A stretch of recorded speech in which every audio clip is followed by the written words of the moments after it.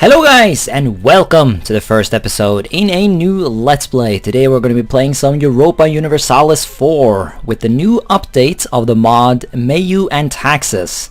This is of course the 2.0 update, the update that, well, at least me and I expect a lot of other people as well have been super hyped about for quite some time now. I haven't actually played EU4 for a decent bit of time now because I've really just been sitting around waiting for this update here. And man, what an update. I don't even know where to begin with the changes and whatnot that have been made in this update.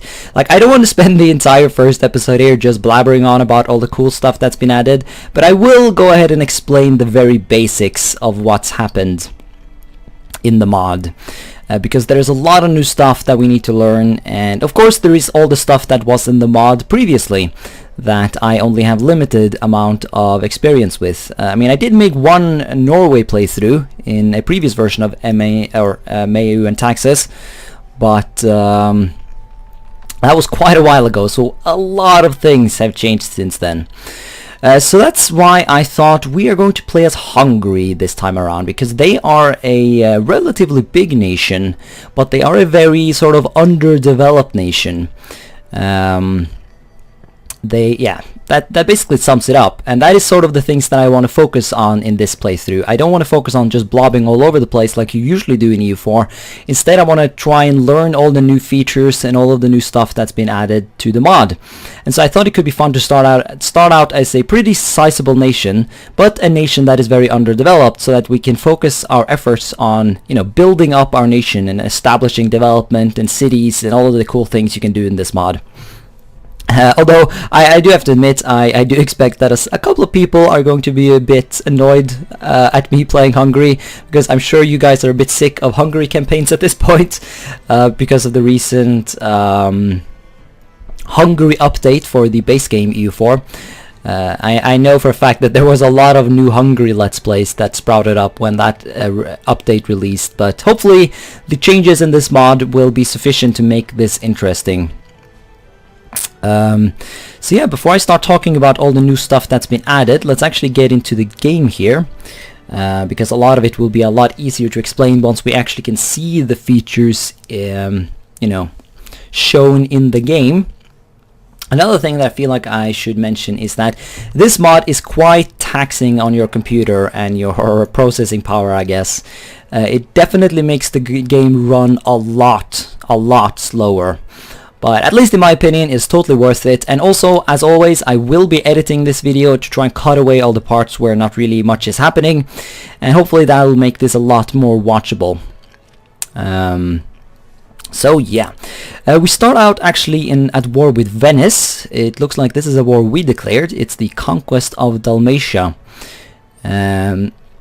So that is something we'll have to deal with. I think actually we'll begin before we do anything else with this little war here, because the game needs to run a couple of events and stuff like that in order to sort of set up the game. I've seen a lot of people be confused, like, oh, why is there no estate here? And like, oh, like, why is nothing working? Well, you have to wait like a month before stuff actually starts working properly. So I think that's what we're going to start out by doing here. Although since we do actually start out at war, I think we need to do some very basic stuff here. Holy shit, we have a lot of... we're almost definitely over our limit. Although I think our limit will actually increase once those initial events pop up. So let's not cry too much about stuff. Here I am already starting to be confused about, like, oh, why am I over my limit? And then I just said you have to just wait a little bit. So I'll take my own advice and be patient. So yeah, this is the war as it stands right now.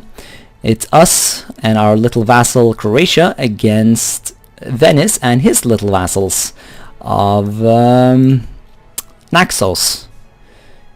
Is that it? Is that the only vassal he has? Maybe. I don't know. Actually no, he has Ragusa as well, which would be a lovely little place to conquer. But one thing I think is, before, you know, that I could point out right here is that this is quite an interesting war, because you can see how, like, we are a very big nation, but by looking at the population numbers, and yes, that's a thing now, we have population, you know, that's the main thing that's been added to the game, but as I said, I'll be talking more about that later. But you can see that our population levels are just shit. There's not necessarily that many people in each province. I mean, well, it's okay. It's totally fine. But the main thing you can notice is that there are really just a bunch of peasanting about in the provinces. And a couple of upper class people. Well, actually not that many of those guys either. The main thing we like though is urban population, which represents, you know, the cities in each of the provinces. Our biggest city is a city with 2 pops, which represents 20,000 people. Compare that to Venice, which has a grand total of 11 pops in their province. So that's 110,000 people in one city. So even if Venice is a lot smaller than we are, they are a lot more developed. And so then now we will get to see then what will be the winning factor. The brute strength of having a bunch of provinces, or the tallness of Venice, I guess. Very well. Oh, I'm definitely feeling some lag spikes now. Normally that would be a bad thing, but now it is actually a good thing, because it means that a lot of the oh god, our vassal is getting destroyed down here. Oh well, that's not my fault. It's just him being stupid. But yeah, so we just got a bunch of lag, and let's see. Yeah, study all the news, whatever. I want to see what's going on here.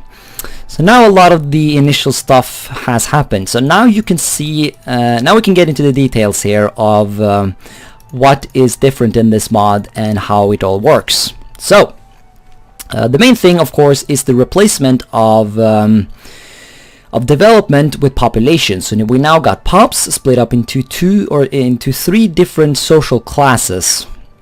Although it's not like Victoria 3, where each of the pops you know, have, you know, their own religion and their own literacy and all of that stuff. Instead, those types of features are simulated in other features. So we got our different populations here that of course give us different bonuses and different, you know, tax income and stuff like that.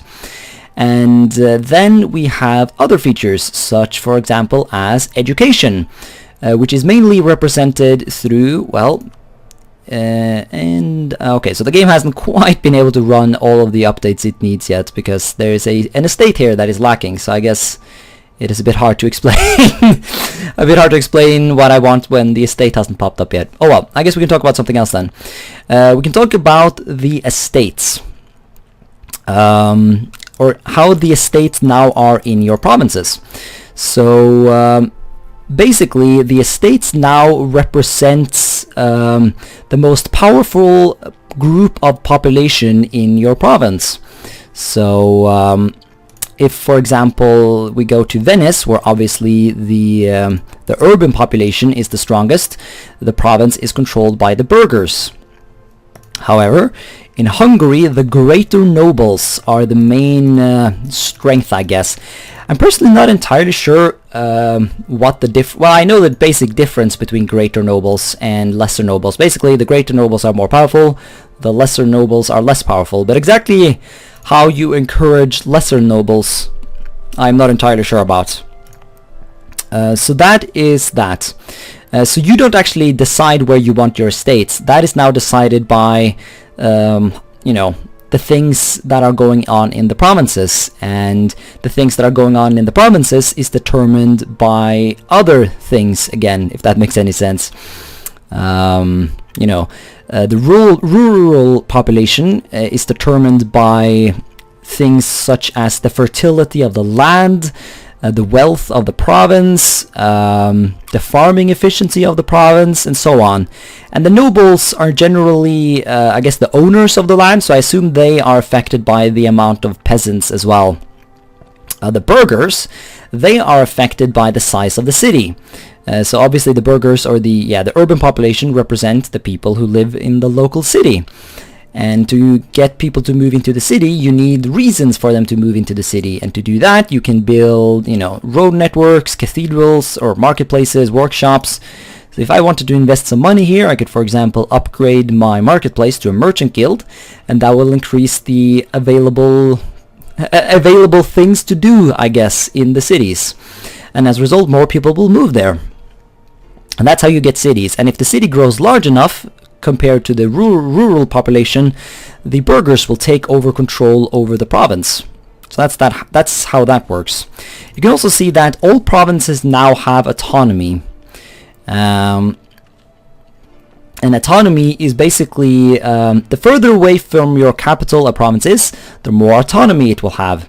And the autonomy, rather than just being a number that makes you lose money, it now represents the power of the local estate. So if we go to Bihor here, we can see that the local estate is the greater nobles. And since the autonomy is 48%, that means that the greater nobles control 48% of the province. And the remaining control of the province is controlled by us, the government. So, the money, the taxes being produced here goes 48% of it goes to the greater nobles, and the remaining chunk goes to us. So obviously we get our money in the tax or in the economy section here, and the greater nobles get their money in here. Here you can see what they are currently gaining. So you can see here that they are earning 78 ducats a year.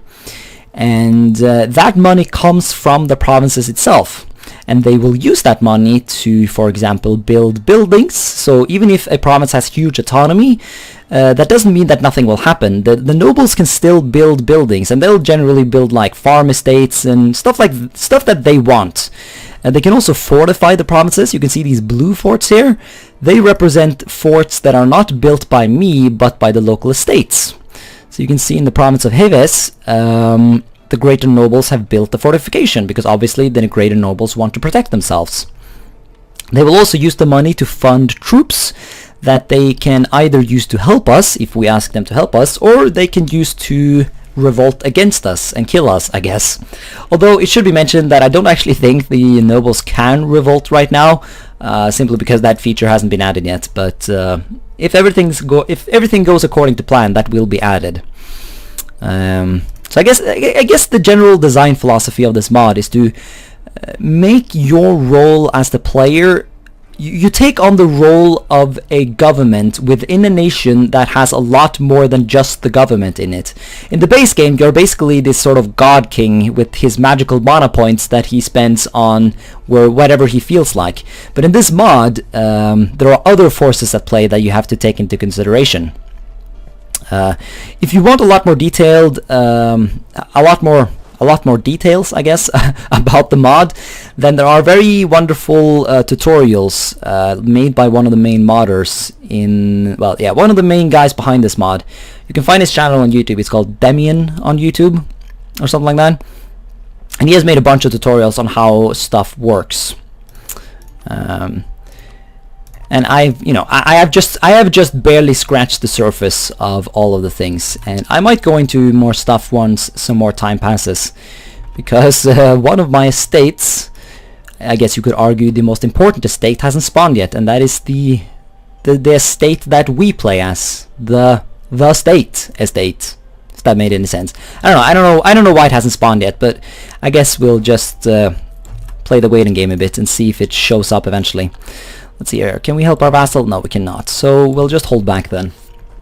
I have done like a test game here just to see how the stuff works, and I can point out that Venice is surprisingly strong, because obviously they are a lot more developed than we have. So that's why I'm holding back here, despite having a numerical superiority. I want like a supreme numerical superiority. I don't want just the lame amount of superiority I have right now.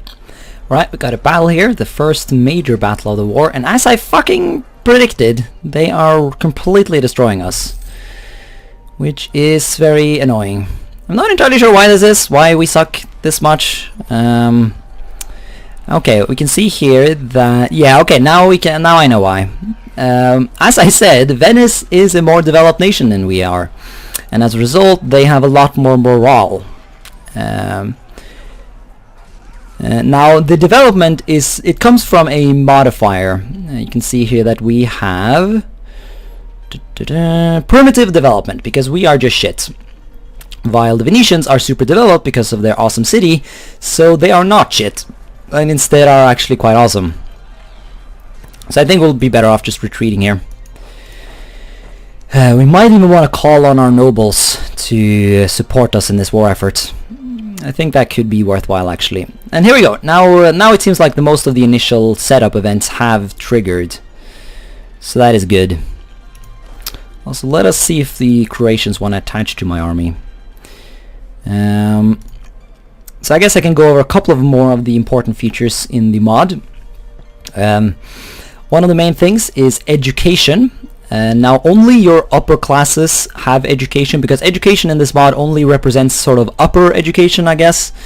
You know, university level education, and you get education by building universities, and then you need to pay for those universities, and you pay for them by going into education and, well, paying for it. So you can see our education level is at 20%, which is fucking horrible. Let's see, I think it has a specific name, actually. Questions about education. Yeah, we are... Okay, we have substandard education, but we are very close to becoming a level 2, which is just poor education, so we definitely want to fix this. Obviously, this is hurting our nation as well. I'm pretty confident the Venetians have pretty awesome education. You can see that they have... Did they really not have a university in Venice? They actually don't have a university in Venice. I could have sworn that would have been a thing. Okay, so they have a university up here, though. Yeah, they have a university in Treviso. Now, you can still get educated even if you don't have universities, but it's very expensive and unpractical to do it like that. So it is highly advised that you get universities. The other main thing is the fact that stability is no longer just a button that you press and spend your mana points on. Now you actually have to, you know, do stuff in your nation to increase it. So it's much more like EU3 for those who ever played that. For example, if your estates become unhappy, they will reduce your available stability and stuff. And I don't know. We'll look more into the details of how things work later, I think. All right. So, I really want to see if I can catch the Ragusans off guard here, but I want to wait for my morale to tick up. I feel super. You know, I'm not gonna lie. I'm actually kind of tempted to just start the campaign over again, because this went horribly. We are totally getting wrecked here. I don't know. Yeah, you know what? I'm going to start this over with, because losing wars like this is actually a lot more painful, because as provinces get conquered, they actually get looted. You know, instead of looting being a thing that's unique to hordes, where you just press a button and get mana points, it is now a thing that every army does. So I'll be back in a second. Alright, so I restarted the game because... And also for those guys who are screaming saves coming, I think restarting the game does not count, because because you technically did not load any saves. Although it looks like we're getting wrecked again, even if I was more careful this time. Come on, let me just win this. Yes! Fuck you, game. Alright, so we actually succeeded that time around. Because, I mean, look at these madmen. They have a general with like... 5 shock. That is no joke. So he's going to Dalmatia. I assume they're gonna run all the way down to Dubrovnik, but never mind, we can actually probably chase them down there. We just need to get access through Hum, and Hum loves us, because who does not like Hungary? Everyone likes Hungary. Oh, never mind, he just went there. Well, that was stupid of you, because now you're gonna get stack wiped. Yeah, I now do not regret. Yeah, I totally don't regret restarting, because this was worth it. Now we're gonna have a lot easier of a time. So let's see. Yes, let's see. Can I? Oh god, I have to go all the. Yeah, because you can see there is a little strait here, but I can't cross it because of the Venetian navy. So I have to go the long way around, but that's okay. So we're gonna just start sieging down these forts here, because why wouldn't you?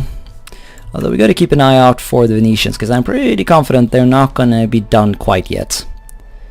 let's see, actually, if I got access through Austria, which I can get, we're actually allied to Austria in the beginning, although this alliance will not last, simply because the Austrians have a core on us here in Burgenland, Eisenstadt.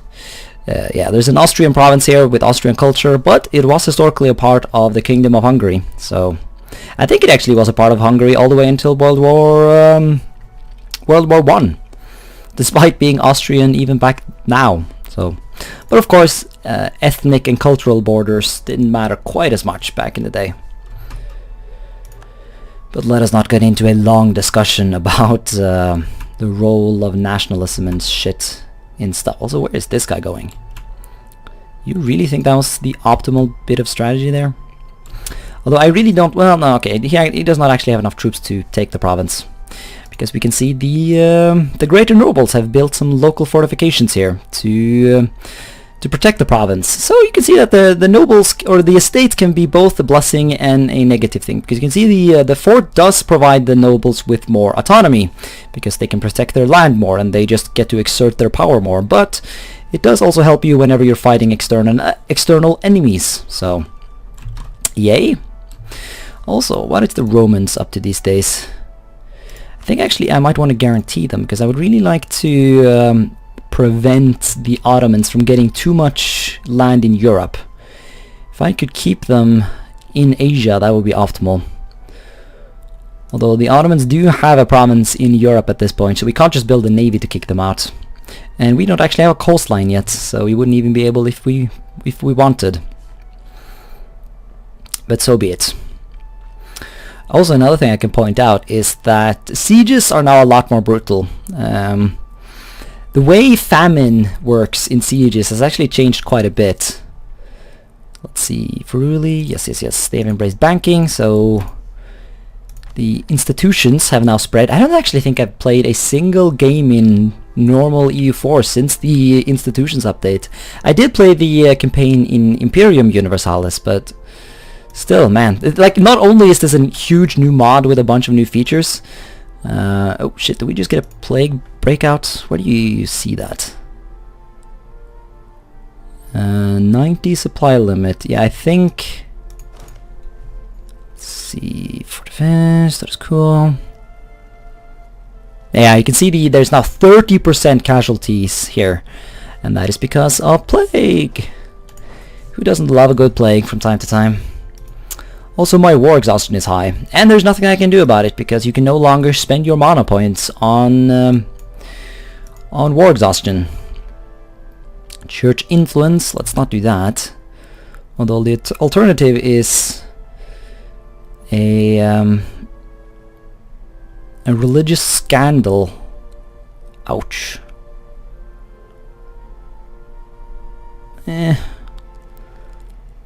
Let's see, like, I know this religion stuff, this was in the game previously, and it is a bit confusing. But, oh my god, that gives you some pretty harsh penalties there. So let's actually not do that. No. Seize the land for the crown. Yeah, it only lasts a year. We can handle that. Let the church burn. We want to become secularized. Secularized? That's how you say it? Secularism, yes. Although that's actually a different bit of modifiers, so... Oh well, let's just wait these sieges out here and hope we don't get any more plague breakouts, or...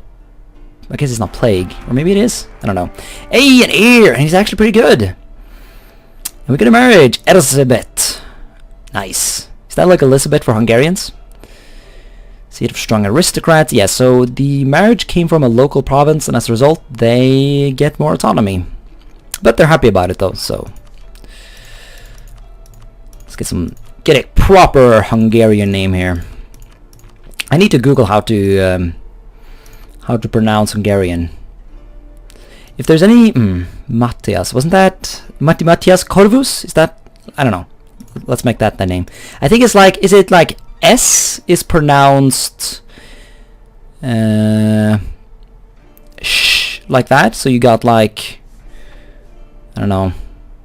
Like it's not Budapest, it's Budapest. But in this place where you have SC, then it's just pronounced as a regular S. So it's sekelifold. Something like that. Yeah. That is my extremely limited Hungarian knowledge. Right, so it might be obvious to give this land to the Croatians, but I really don't think I want to do that, because the Croatians, they are a special type of vassal.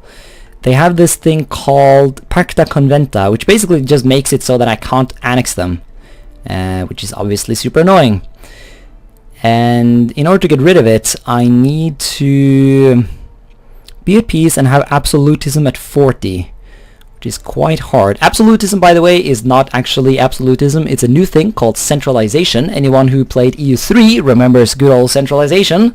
So it is quite interesting. Yeah, I mean, this feels...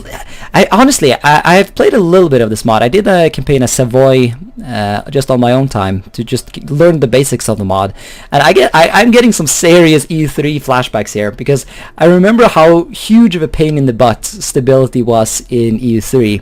And it's like this in... and that is how it is in this mod as well, because you can't just click a button to increase stability. You know, you gotta actually wait for it to happen on its own.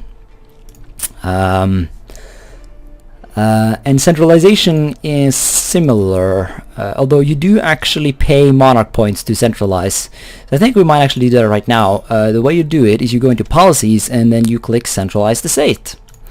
Now we can't centralize too much because we are an elective monarchy. Although I don't think it's the type of elective monarchy that Poland has in the base game. I think it is instead, or maybe it is, I actually don't know. I never did play as an elective monarchy in the base game, so I'm not actually entirely sure how it works. But I'm sure we will learn the truth soon. So let us wait a little bit. Oh! Our education level has changed. So now we have poor education, which is just awful. So I'm actually going to do a... I would like to make a one-time endowment. So I'm just going to give them some cash. And hopefully that'll turn things around. So actually give them another 50. Because obviously having shit education makes education... Or I mean, it makes technology really bad. So... Oh, you're just gonna run away, are you? Okay, well, I guess that's tolerable. Okay, so we actually got a bit of a railroad event here. Tensions with Austria. So we can either pay our mortgage on Burgenland and lose money and stuff. Sure, I guess we'll have to lose a bunch of money here. Hopefully we can get some money from the Venetians, because I'm not gonna end this war. Fuck that. We didn't need Austria anyway. Yeah. It's just gonna white peace. I don't know why that is. I guess it's to break the alliance. Although I don't want to be enemies with these guys, so let's keep that working. So they get to keep their core, so that's annoying, but whatever. Whatever. Because I really want to annex this stupid city. So I'm not gonna wait this out. Also, if I tolerated that event, I would have had to give these territories to Croatia, and I don't want that. I want to take them myself. A dualist Christian church for Slavonia. There are dualists here? Oh, there are. Oh, no. Allow construction. Oh, pause the game. Refuse to give permission. Yeah, that's okay. I'm not gonna fucking... No. Conversion in this mod is a pain in the ass, so... Oh, so we got the war dynamism here. So... Spalato has just been given to us because we have a core on it. Excellent.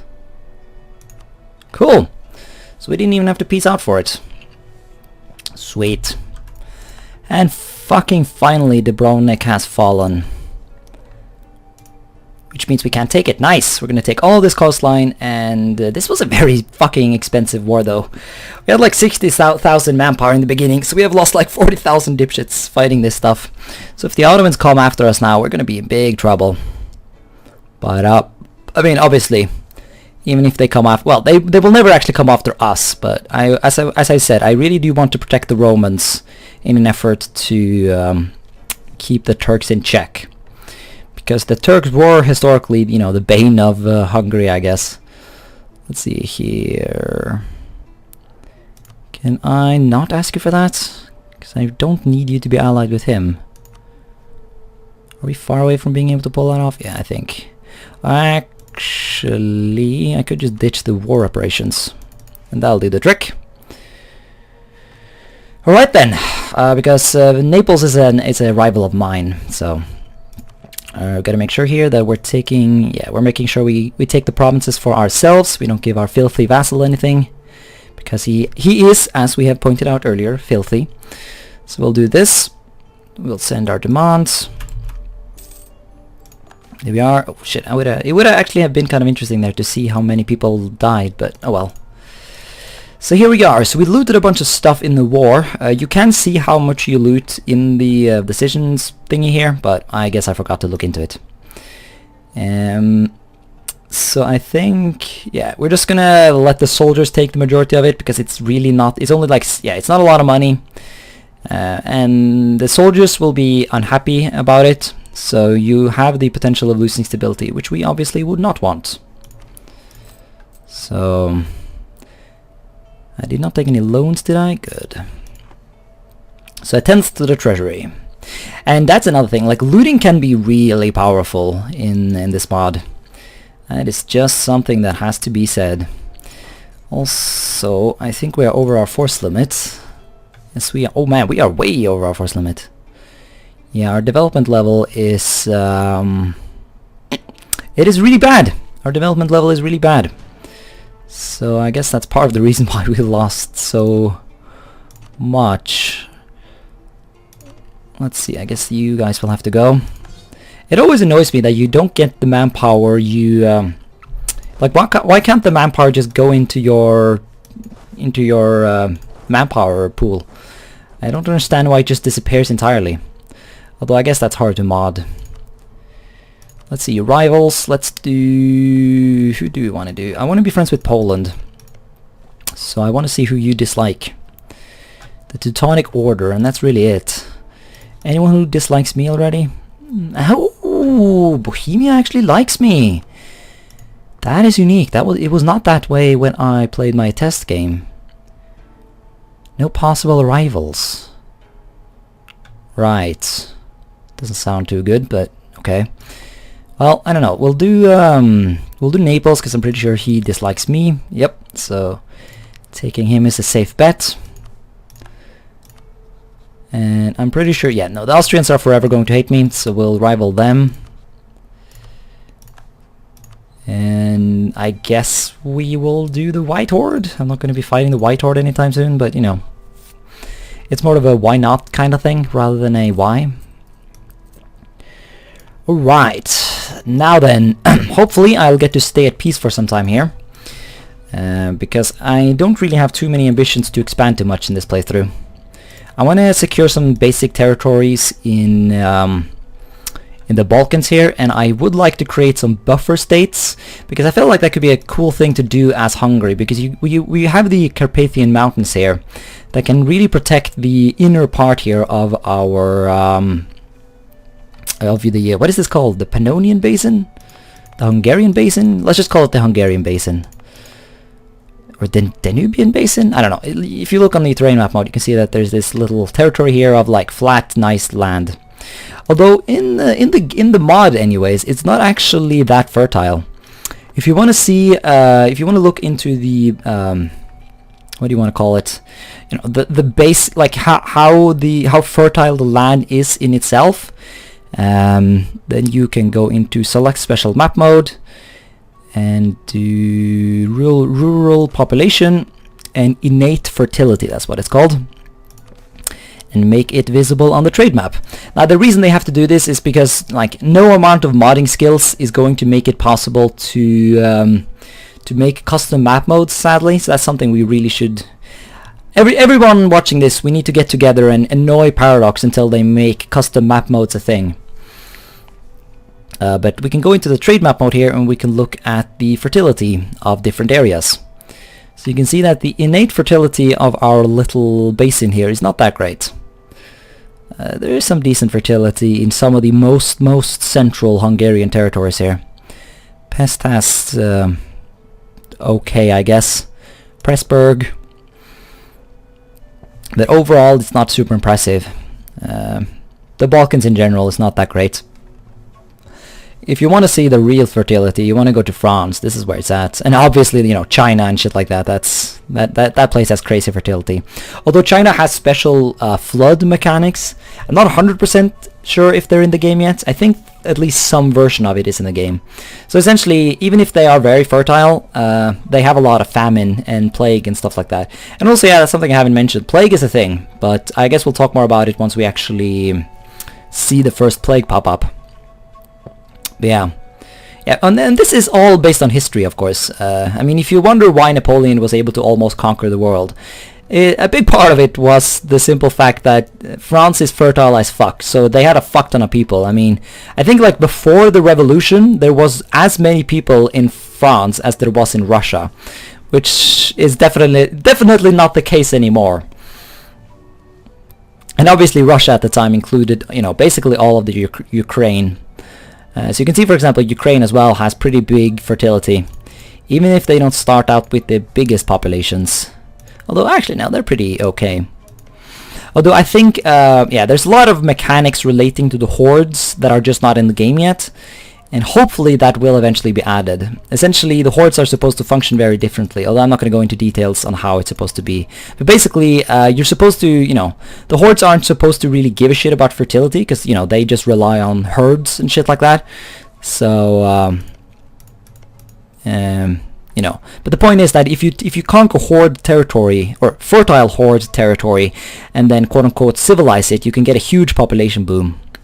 But anyways, I think it's really about time to end this episode. It's been a very ranty episode, but we were able to achieve some nice things. We acquired some new territory.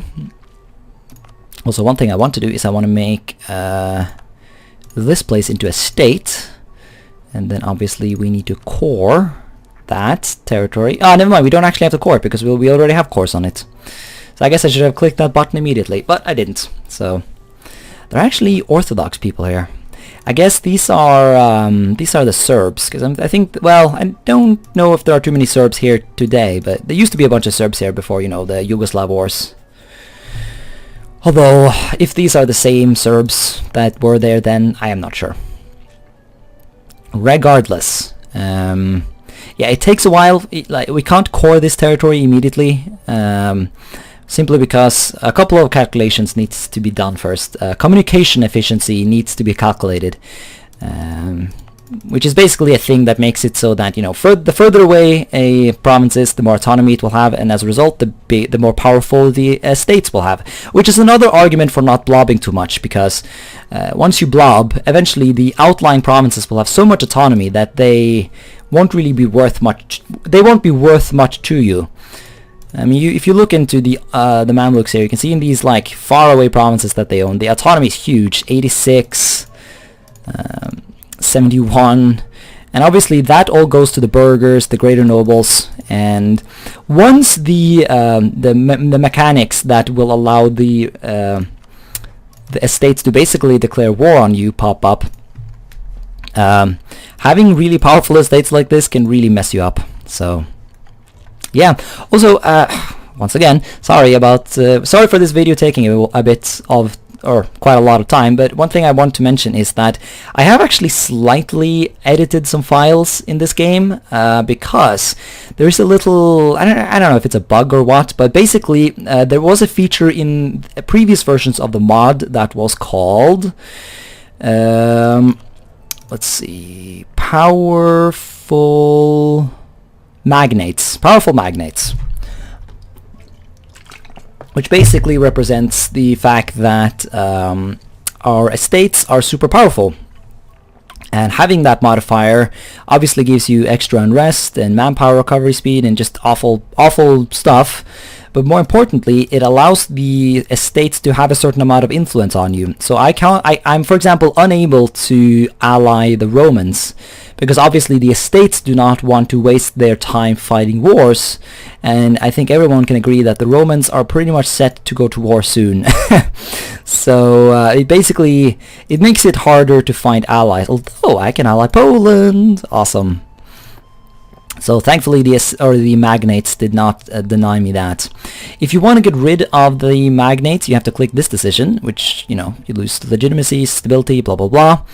Although all we actually need is a bit of stability. How far away are we from stability actually? We're quite far away. We have 53 stability points and we need a total of 150 to get it up to 1. So we really should work on that. You can actually do some decisions that speed things up a bit. We could do minor state reforms, which reduce the amount of money we earn, but and obviously it costs you admin, but it does speed up the process of gaining stability. So basically, yeah, you sacrifice your ability to tech up to stabilize your nation. Also, I mean, this is so cool though, because this really makes like ideas that make stability tick up cheaper. It makes that a lot more powerful than it is in the base game. So I might want to look into getting some of that, although the ideas are completely different. So I'm not really sure where I would go to find that, but that is something we'll look into later. Also, you actually start out with ideas. We start out with quality ideas here, which I think is fine. Like, I'm not a huge fan of this, but like I don't like starting out with a military idea. But if we can just wrap this up quickly, it could be a nice little boost. We can use this as a compensation for the fact that our nation is very primitive, which would obviously be pretty good. Rebels. I don't know. We'll look into that more. But yeah, my point is, this decision to crush the powers of the magnates is not actually in the game originally, because unless I have, you know, severely misunderstood something, what was supposed to happen is that the estates have different privileges. We can see that they have a bunch of different privileges that hurt your nation, you know. Commoners are banned from the officer corps, which makes technology more expensive. It reduces army tradition. Partial repeal of the yield tax. Less production efficiency. A bunch of these modifiers that just fuck you up. And they also add to your corruption, which obviously is also super bad. So having powerful estates is bad, basically. And so it's going to take quite some time to get rid of these privileges, but you can revoke them. But basically, I'm pretty sure that the whole magnate thing is supposed to become a privilege, but it wasn't finished before the mod was, finished. However, they actually removed this decision to crush the power of the magnates without actually adding in the ability to revoke the privilege of having powerful magnates. And as a result, there was no actual way of getting rid of the magnates, which was a bit of an oversight if you ask me. So I went into the files and I guess re-enabled the ability to crush the magnates, because it really is supposed to be there. So hopefully I don't get too much hate from re-enabling something that was in the game previously, because if I didn't do this, there would be no way to actually do it, and I would dare say that is a bit problematic. So yeah. If you want to know how it's done, then I guess I can make a tutorial on it later, although it should be patched out pretty soon. So I don't know, I'll have to see if anyone actually cares to know about it in the comment section. So anyways, thanks so much for watching this first episode of our new Let's Play. And yeah, until next time, bye.